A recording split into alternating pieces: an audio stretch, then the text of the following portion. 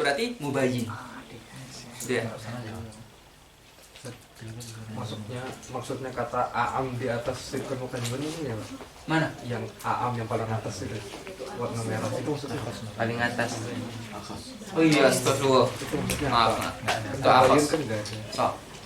Ini bukan aam, ini afas.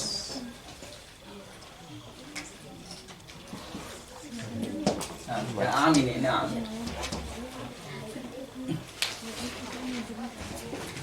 Berarti mubayyin.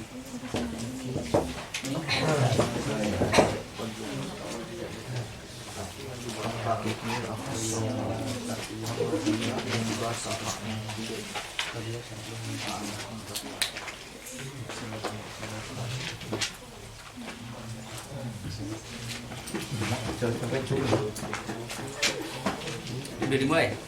Udah. Nah, mana tadi ada yang tanya lagi? Iki al-infisal. Iki Apa? al-infisal. Yang ditanyakan? Hakiki, tarif hakiki. Al-infisal. Al-infisal fi sidqi wal kadhib. Enggak, itu maksud dari hakiki di sini. Karena lebih berhak untuk dikatakan sebagai hakiki. Karena memang infisalnya terjadi di dua sisi. Sebab hakikinya tadi. Iya, sebab disebut hakiki. Karena infisalnya dari dua sisi.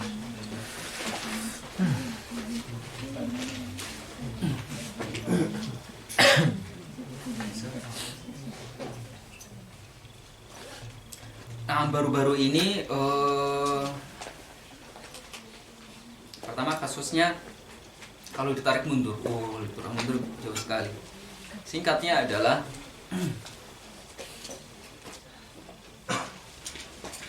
saya kaget ketika pertama kali mendengar Syekh Hussam menjelaskan atau mengatakan bahwa keheranan beliau bahwa usul fikih itu adalah sesuatu yang paling akhir dipelajari. Maksudnya adalah di dalam ilmu alat. Nah, saat itu saya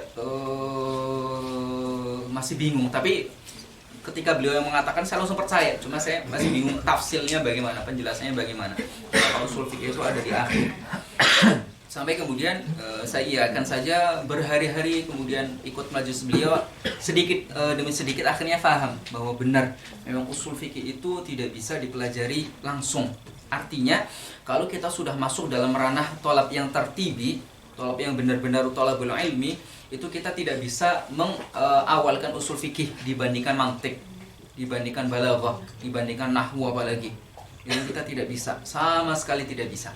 Kita harus mengawalkan mantik, nahwu, balaghah, mustalah hadis sebelum kita masuk ke dalam akidah juga, sebelum kita masuk dalam usul fikih. Nah, karena usul fikih itulah yang kemudian kita gunakan untuk bagaimana memahami ijtihad para ulama. Dan itu sulit sekali, itu ranahnya itu ranah luar biasa. Bayangkan ijtihad itu yang sekarang kemudian dipakai di seluruh dunia. Kan adalah ijtihadnya dalam fikih, ijtihadnya para a'immah arba'ah. Itu dipakai sampai sekarang. Sudah berapa tahun coba? Berapa ribu tahun? 1000 lebih tahun. Ijtihad beliau-beliau yang dulu merupakan pendapat para a'immah, sekarang masih tetap dipakai, masih tetap hidup. Orangnya sudah wafat, tapi selalu disebut Imam Malik, Imam Syafi'i, Imam Abu Hanifah, Imam Ahmad, selalu disebut padahal sudah sekian ribu tahun. Coba berapa orang yang dulu hidup sezaman dengan beliau-beliau, tapi kita nggak mengenalnya. Berapa orang yang hidup sezaman dengan beliau, tapi kita nggak mengenalnya. Sampai hatta anaknya Imam Syafi'i, ya, so terkenal beliau, anaknya ada yang tahu namanya? Nah sih, wahai perempuan, kamu ibu-ibu tahu istrinya beliau? Imam Syafi'i. Soal tingkat Imam Syafi'i. Hah? Iya ya, istrinya siapa? Yang selalu dibangga-banggakan gitu ya, yang mazhabnya di seluruh dunia dipakai di mana-mana. Dari 4 mazhab itu. Kalau kita istrinya saya nggak tahu. Yang ini saya katakan itu hikmahnya akan ada banyak sekali. Di antaranya adalah ada sekian nggak tahu sekian miliar orang, miliar berapa jumlah manusia gitu ya yang dulu hidup tapi sekarang nggak ada namanya, nggak pernah dikenang gitu. Tapi beliau itu saking kenapa di antara sebabnya, bukan satu-satunya, di antara sebabnya beliau dikenang karena hasil ijtihadnya. Di luar itu ketakwaan ilahi itu urusan lain. Nah, karena ijtihadnya itulah yang kemudian menjadikan beliau sampai sekarang dipakai. Kenapa? Diakui oleh seluruh ulama di zaman-zaman setelahnya. Bagaimana untuk bisa diakui? Artinya apa? Apa yang diakui dari beliau hasil ijtihadnya diakui. Emang bagaimana sih hasil ijtihad itu? Ternyata itu adalah proses yang sangat luar biasa, berat sekali. Itulah yang kemudian ketika ingin mempelajari bagaimana mereka berijtihad, kita harus mempelajari usul fikih. Sedangkan usul fikih sendiri kita harus mempelajarinya melalui ilmu-ilmu yang lainnya. Kita tidak bisa benar-benar memahami usul fikih tanpa memahami ilmu akidah. Dan akidah tidak mungkin dipelajari tanpa mempelajari ilmu mantik. Usul fikih juga nanti di dalamnya ada pembahasan balaghah. Tidak mungkin kita pahami tanpa memahami balaghah. Nahwu apalagi. Itu salah satu yang sangat asasi sekali. Nahwu juga tidak akan bisa kita pahami dengan baik kalau kita tidak menggunakan mantik. Artinya apa? Perjalanan kita masih sangat panjang.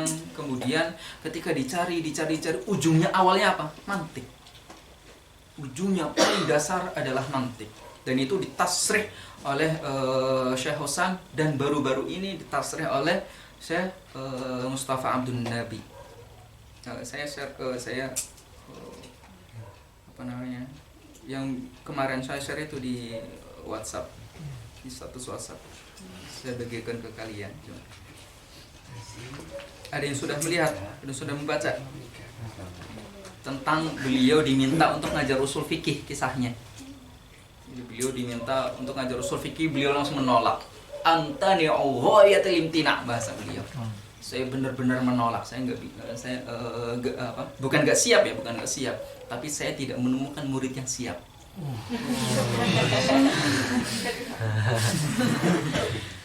Usul fikih.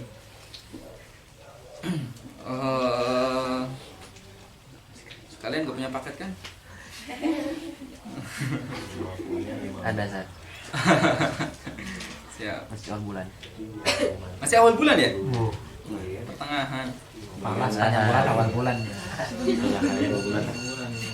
Tanya hari awal bulan. Oke, saya kirim ke siapa biar dikirim ke grup? Lagi ngapa? Salah. Dari nomornya. Biar apa? Astagfirullah. Belum nyampe nomor saya? Udah, ganti nomor. Oh, ganti nomor. Oh, nomornya apa? Promosi dong. Catat ya. Ih, belum saya simpan juga. Berbaginya sulit. Nih, nanti setting aja ya. Iya.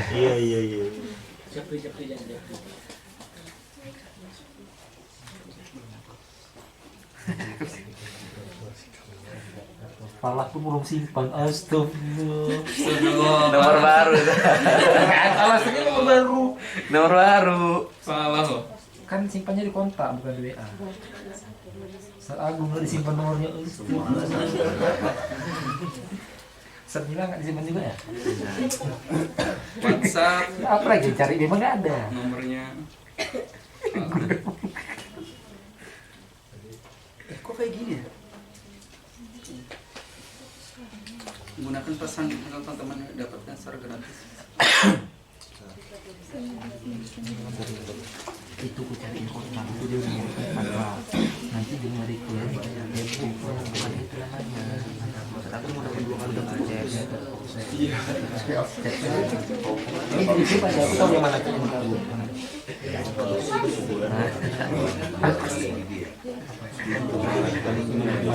Sat, masih nomor lama kan Sat? Apa? Masih nomor lama. Iya. Oh, pantesan enggak. Udah ada assalamualaikum Syekh Nabuat. Masya. Namanya di sini Agus tapi. Enggak lah. Seriusan Sat, cuman ya serius. Enggak ini Ustaz. Mana? Apa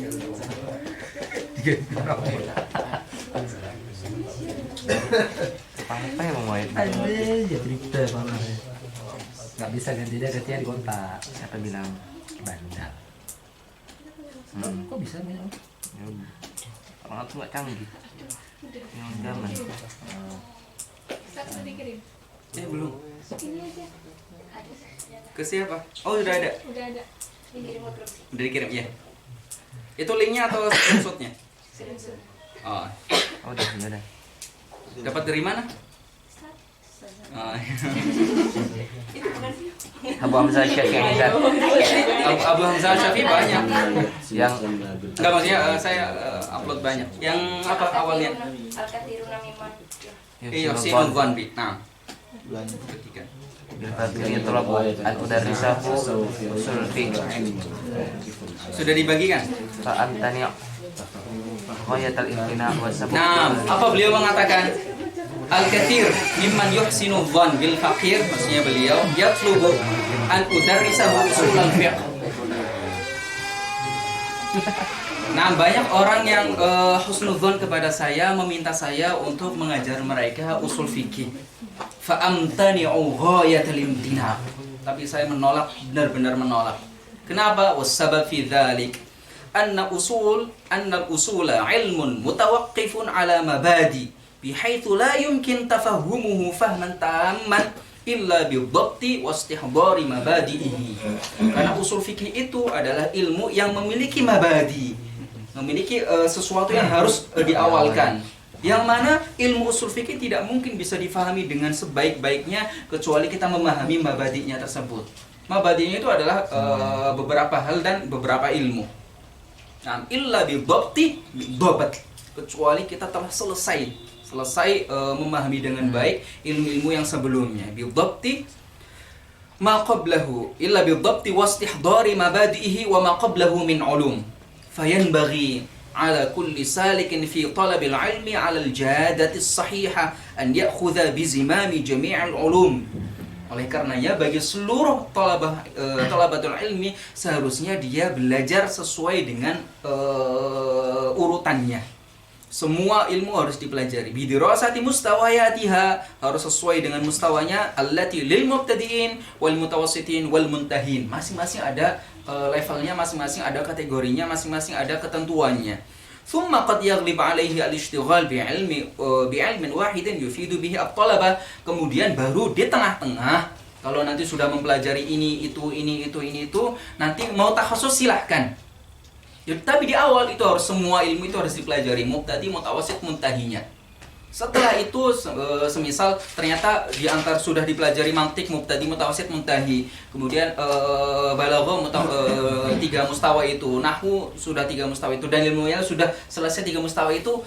Mungkin di antara ilmu-ilmu tersebut ada yang lebih ngena. Oh, saya ternyata lebih condong hati saya, pikiran saya dengan ilmu mantik. Masih itu akan menjadi takhususnya. Itu nanti akan menjadi yang akan dijalani seumur hidupnya, lebih mutqin di sana. Masih atau ternyata lebih suka pada akidah, atau lebih suka pada tafsir, atau lebih suka pada hadis, atau ila akhirih. Masing-masing dari kita berbeda-beda. Yang kemudian dia akan yufid thalabah. Dengan ilmu tersebut, dengan takhusus tersebut akan yufid thalabah. Kapan? Setelah selesai masa thalab untuk mempelajari semuanya. Nah, thumma qad yaghlib 'alaihi al-ishtighal bi'ilmin wahid. Artinya apa? Kalau sudah selesai semuanya, seluruh ilmu itu, nanti pada akhirnya memang seringnya orang-orang itu lebih memilih satu fan tertentu untuk kemudian lebih difokusi dibandingkan ilmu yang lainnya. Yufidu bihi talabah, yang akan kemudian diajarkan selalu kepada para talabah. Amma takhassus min awalil amr fahada mafsadatun wa madiyatun lil ilmi. Sedangkan takhassus sejak awal, mantiknya belum selesai, usul fikihnya belum selesai, tafsirnya belum selesai, hadisnya belum selesai, ilmu-ilmu alatnya belum selesai, maksudnya belum juga, tiba-tiba ada takhassus syariah. Nah, takhassus syariah.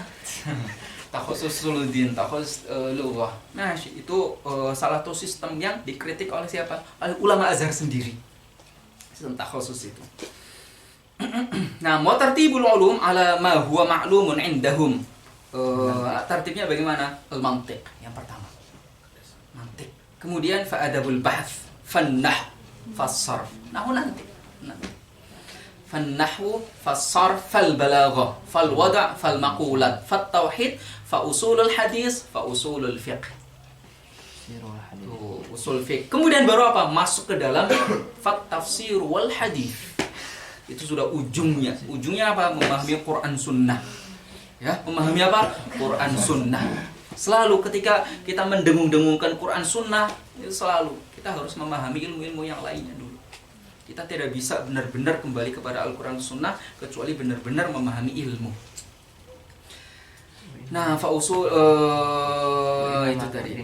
Nah, amal fiqh fa huwa mashin fi khattin muwazin.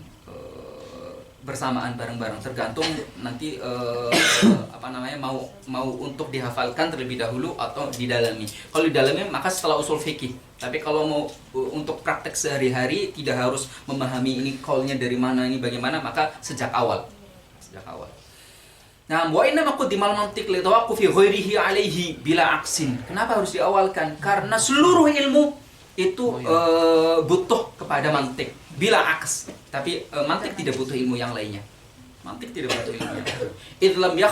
Idh lam yakhlu ilmun an mustalahatihi wa qawaidihi.